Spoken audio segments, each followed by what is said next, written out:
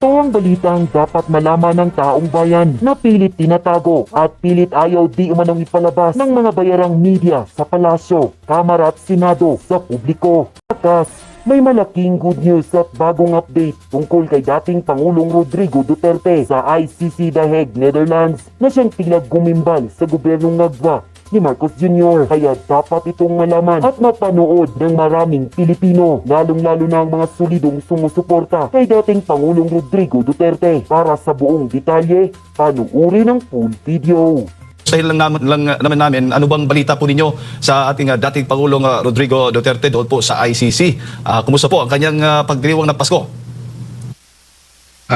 Mukhang malungkot kasi nasabi na po. Actually, I was there about first week of December and we were already told na walang bisita sa panahon ng Pasko at New Year. Kaya buti na lang din na may mga membro ng pamilya, the latest of which was I saw Kitty Duterte there at The Hague, no? Nabisita niya yung papa niya, 24, pero walang bisita ng 25. Sa 26 siguro makakabisita na naman pagkatapos ng Pasko.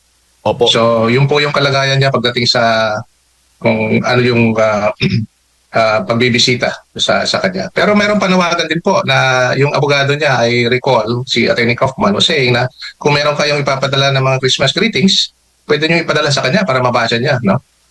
Kahit na gaano karami yan, aabot din yan doon sa detention facility where he's staying. Opo, hanggang New Year ho ba? Hindi po pwedeng bisitahin ang dating Pangulong Duterte doon po sa ICC dahil holiday nga. Pagkalam ko po yung sinasabi nating holiday, yung Christmas at saka New Year. So in between that, pag wala pong holiday, pwede pong bibisitahin. Depende po sa schedule. Kasi meron pong schedule tinatalaga yung detention facility. Okay. At hindi po yung buong araw na pinapayagan ng pagbibisita. Meron pong oras sa pagbibisita doon sa kanya. Opo. So hindi naman po ito first time, talagang ganyan po yung naging ang kalakaran ng ICC. Pagdating po sa yung mga gustong bumisita, yung visitation arrangements po nila pagdating po ng Pasko at Bagong Taon. Well, probably because this is the first time, no, na umabot talaga yung pagdidetine ng dating Pangulo sa Paskong ito. Kasi if we may recall, March 11, kinuha po siya at dinala sa Hague.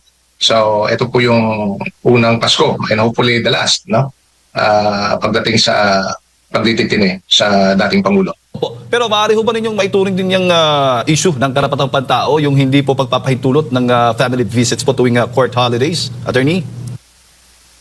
Merong minimum in terms of human rights, ano? Kahit na dito sa ating bansa, meron ding pagbibisita na karapatan ng pagbibisita sa mga detine dito. So I hope the ICC would also have that same human rights, the same rights afforded to detainees in their facility. So hindi lang po yan.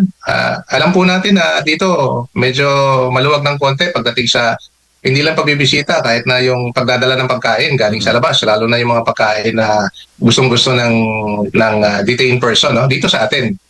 Pero doon po, hindi po pinapayagan yung mga pagkain na gustong-gusto ng ating dating Pangulo. Opo. So, yung pagkain lang po ng detention facility ang kinakain niya. Opo. Attorney, sinong mga nandoon po? Nabanggit po ninyo kanina si Kitty Duterte ay nandoon ngayon sa The Hague. Sino pa po mga miyembro ng pamilya Duterte ang nandoon po ngayon? Yun po ang alam ko lang po, si Kitty, and I suppose she's accompanied by her mother, si Hanilet. When I was there, nagkataon din na when I was there at The Hague, nagkataon din na si VP Sara was there. So we were able to meet together with the Filipino communities doon sa Hague. Grabe yung suporta, if I may say about the Filipino community there, grabe yung suporta ng Filipino community sa Hague. Ano? Walang mintis, patuloy, at kahit na anong klaseng panahon, malamig man o mainit, at during this time, sobrang lamig. Pero nandun pa rin sila, naghihintay sa paglabas ng ating dating Pangulo. Opo. Attorney, alam naman po natin na gustong talagang malaman ng ating mga kababayan yung magiging kapalaran ng dating Pangulong Rodrigo Duterte. Ano ho ba yung magiging direksyon po nitong kaso po niya dyan sa ICC? Ang pagkaalam ko, ang pending ngayon na application, ang tawag doon application, ang tawag natin dito sa local, na our domestic judicial system, a motion, ano? yung motion na kapending doon, it's actually an appeal on jurisdiction. Their application for jurisdiction was denied by the pre-trial chamber, and now it is being heard by the appeals chamber. So yun po ang hinihintay natin na resolution na manggagaling sa ICC. The latest of which is, if I recall, both parties or all parties have already submitted their comments or their brief, we call it, appeal brief, on the issue of jurisdiction. Pero lately, yung appeals chamber ay nagpalabas ng order na kung pwede dagdagan pa yung mga komento o argumento ng mga partidos patungkol sa issue ng jurisdiction. So mukhang matindi yung pag-aaral ng ICC patungkol dito. If I may just probably make an opinion na kung if that will be denied, then trial will proceed.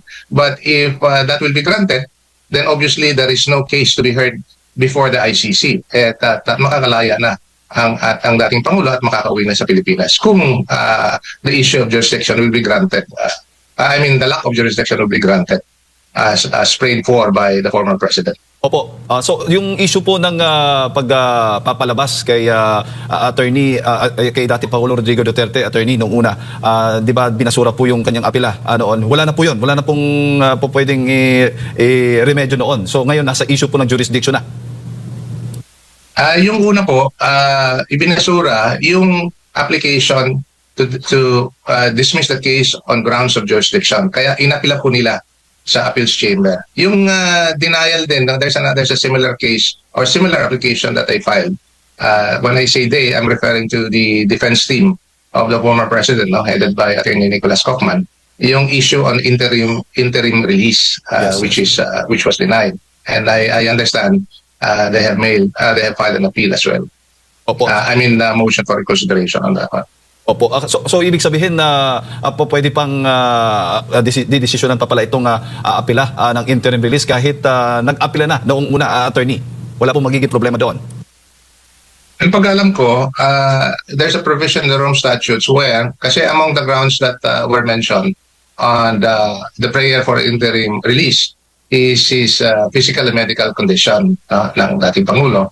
At under the provisions of the Rome statutes, meron pong tinatawag na review every 120 days. So baka pwede makita doon na uli when his medical and physical condition would be reviewed, and the court would review the ground for the prayer for interim release. Baka pwedeng payaran pagdating na panahon. Opo.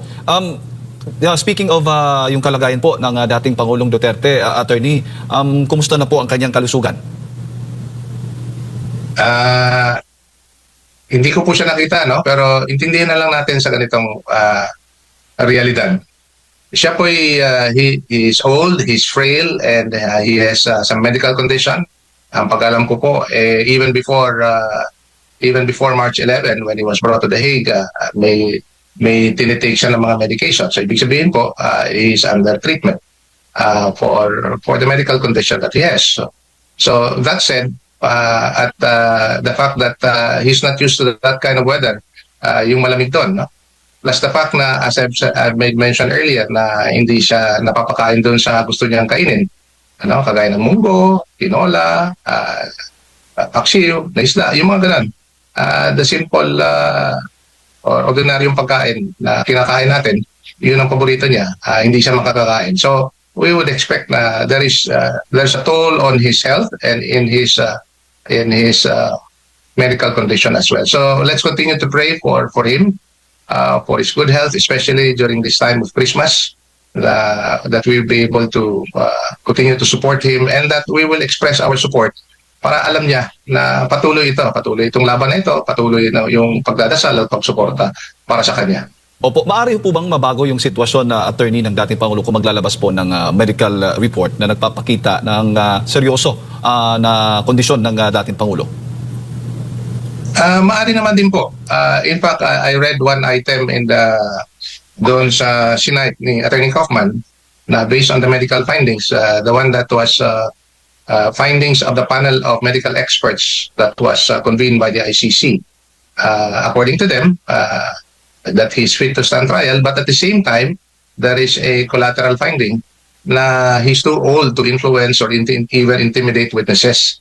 So baka doon, it might give us some hope that they will reconsider the earlier finding of denial of interim release because among others, sinasabi nila capable pa siya na to influence or even intimidate witnesses. Sa kalagayan niya, sa akala niyo ba he would still be able to intimidate or influence witnesses? Mukhang hindi na po. Yes. And as it turned out, based on the opinion of Attorney Kaufman, mukhang there is that finding in the panel of experts. Opo. May standard ho ba yung ICC pagdating po doon sa paghawak ng mga matatanda o may mga sakit na detainee sa kaso ito? Kaya ngayon, si dating Pangulong Duterte, kinukonsider na nating matanda na talaga. At medyo seryoso nga itong kanyang kalusugan, kalagayan. Opo, unfortunately po, wala akong alam. There is no precedence insofar as yung pagdidetine ng mga matatandang mga defendants, as we call them, and as they call them, defendants, na kahit na matanda na, kinukulong pa rin. Dito sa ating bansa kasi, may konsiderasyon pagdating sa mga matatanda. In fact, even if they're detained, where the trial is still being heard, the court would order the release upon application by the defense, no?